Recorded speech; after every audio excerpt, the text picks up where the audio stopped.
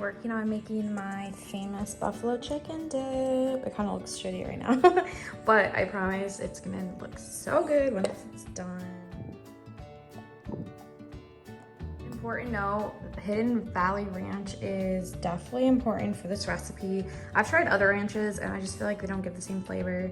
I know it's a pretty basic brand, but I love it. So far I've used 2 packs of cream cheese. I've used some ranch, a good amount of buffalo wing sauce, and I've just been whipping this. It really does take some time to whip up the cream cheese to incorporate into the shredded chicken.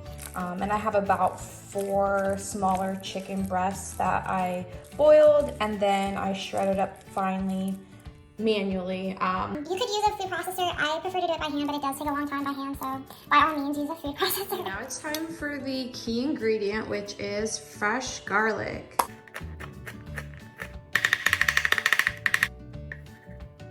Alright, just gonna mix in this garlic. Make sure you mix it around evenly, going from the bottom to the top. It's really going at it.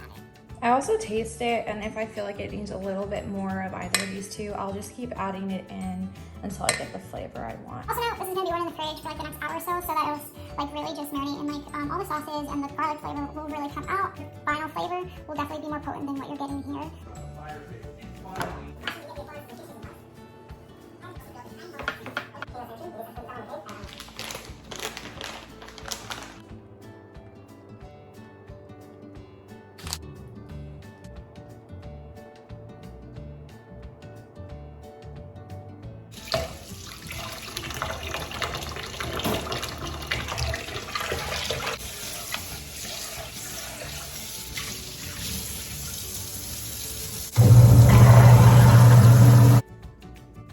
Alrighty, it is ready to go in the fridge to sit probably for the next hour or 2.